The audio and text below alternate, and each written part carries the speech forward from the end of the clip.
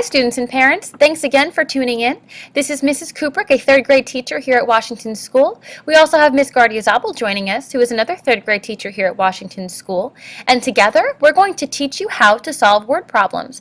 Ms. Gardiazabal is going to first begin with her strategy called the CUBES strategy. Hi everyone. The word CUBES is an acronym which is a list of directions that tell students what steps they have to take in order to evaluate and solve a word problem. As you can see, the first letter is the letter C. This direction tells students to circle the numbers. These numbers may be written in standard form or word form. The next letter is the letter U.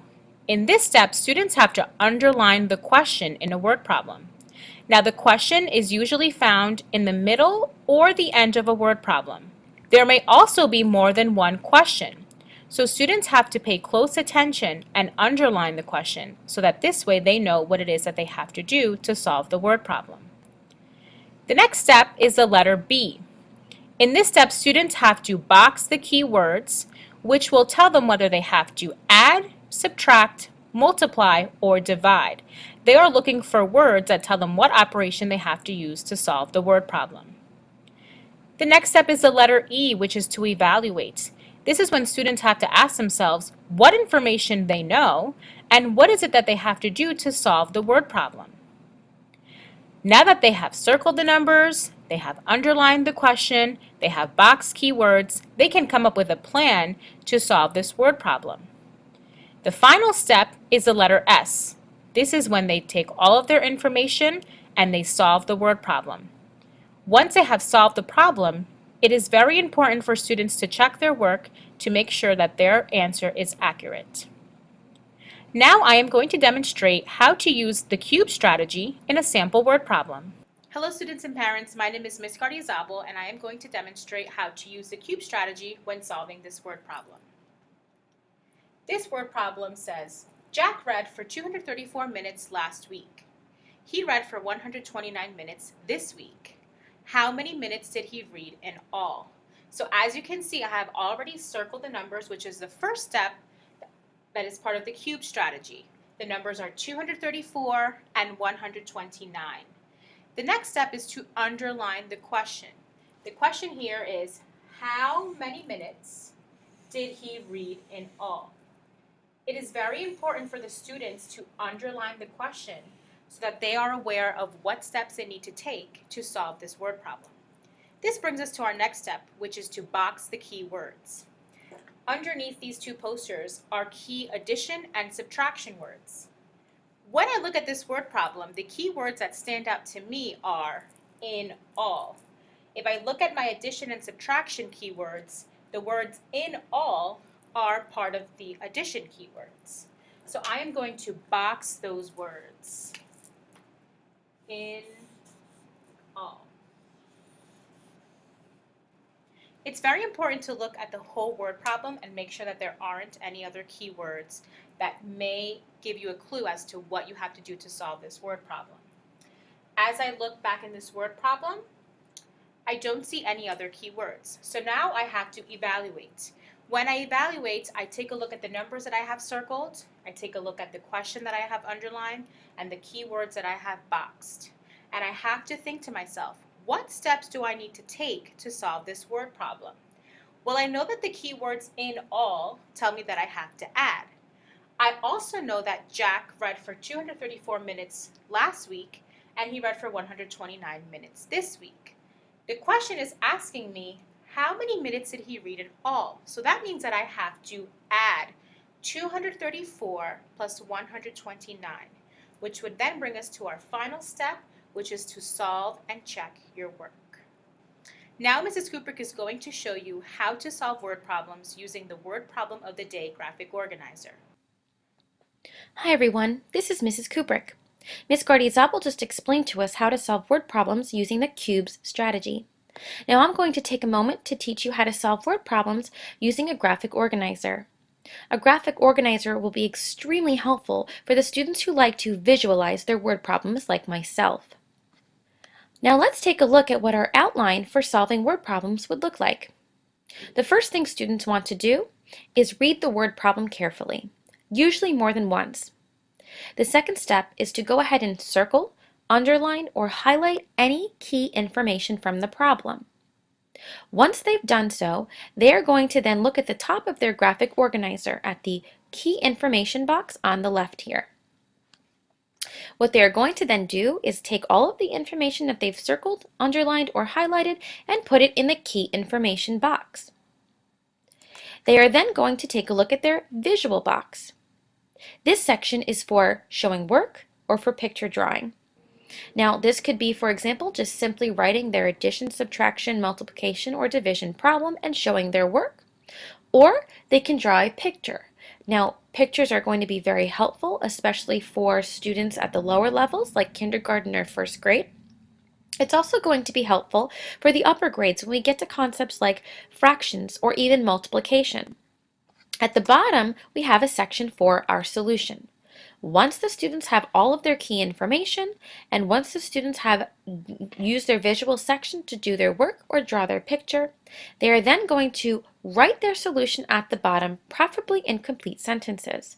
Now, not only are they going to write the answer to the problem, but they are also going to explain how they solved this problem step by step.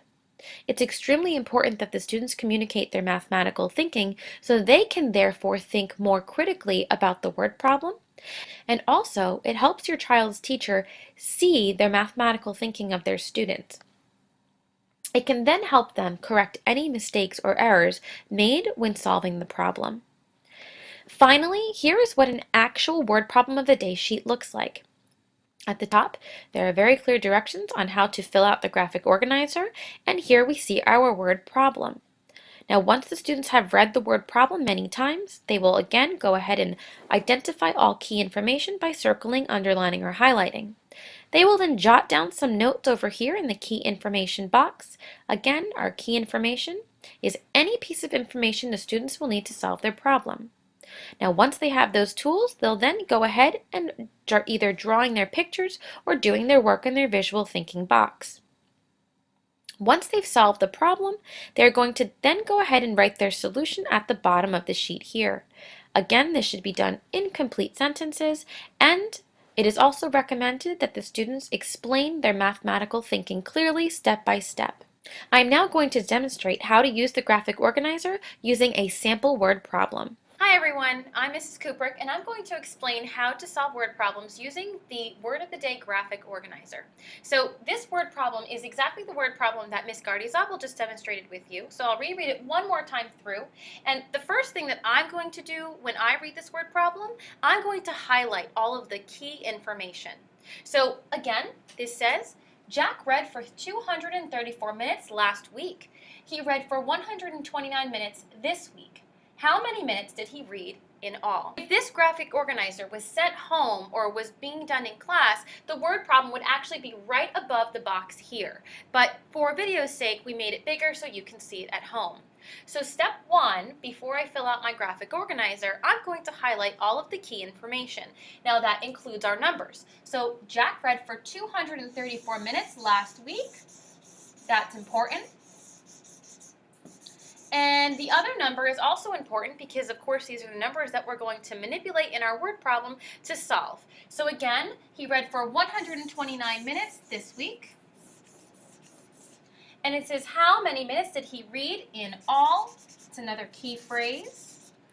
So that seems to be all of the important information that I'm going to need in order to solve this word problem. Now the next step is to transfer the key information from the word problem to the graphic organizer. Now the reason that I call this key information and not necessarily keywords is because sometimes there are not going to be keywords. Sometimes the students have to sit back and think logically about the word problem and really pick it apart and use their reading comprehension skills, which is what this graphic organizer offers to students. So, for example, in the box labeled key information, I'm going to jot down all of the key terms that I highlighted here.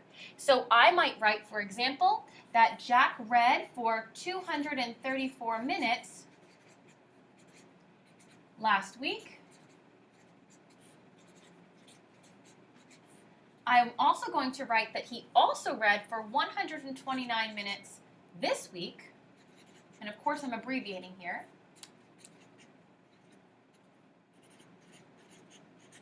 And something else that's important is this key phrase, in all. And like Ms. Gardiazabal had pointed out to you, we give students keywords in class. So they have these readily available to them.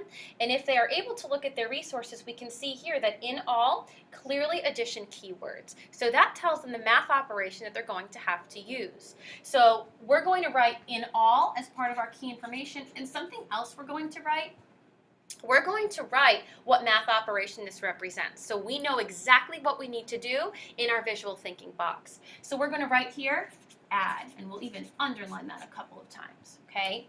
So now that we've picked apart the word problem piece by piece, we can use our reading comprehension skills and say, okay, in the visual thinking box, I'm either going to draw myself a picture or I'm going to do the work manipulating numbers to solve this problem. So let's start off by writing 234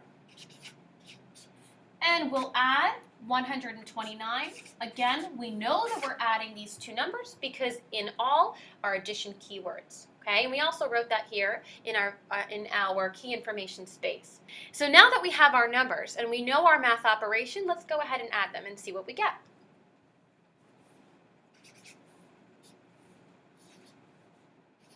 And as you can see here, we did have some regrouping. So it's important that the students show their work here, not just jump right to the solution section. Something I like to stress in class is that if the work is shown, it actually helps us as the teacher see the students' visual mathematical thinking. And we can then guide them and tell them exactly what mistakes they made. So they can then find them, and of course it's all part of the learning process. So here we go. When we added, we got 363. Of course, it's also important to label your answer. So please, when you're at home working with your children, ask them 363 what? Bananas, apples, shoes. In this case, it's 363 minutes. We're going to abbreviate that. Okay, we'll go ahead, we'll go back, we'll double check our work. So that's what I'll do quickly, make sure my computation was correct.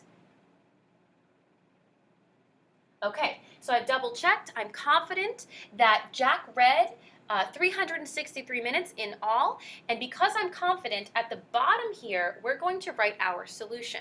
Now, something that I've been teaching my students is to write this in complete sentences. And as we get further on into the school year, I would also like them to not only communicate their answer, but also to communicate their mathematical thinking by explaining how they solved the problem.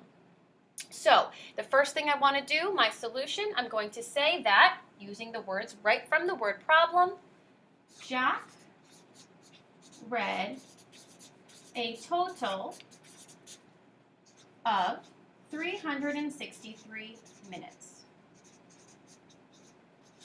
Now, I can leave my solution as such. However, I give my students the option now to go ahead, and if they would like to, they can continue explaining how they went ahead to solve this problem step by step. You can also challenge your children at home to do this. Now, like I said, eventually they will be required to do so. So they should be writing about, I would say, 3 to 5 sentences to explain their mathematical thinking.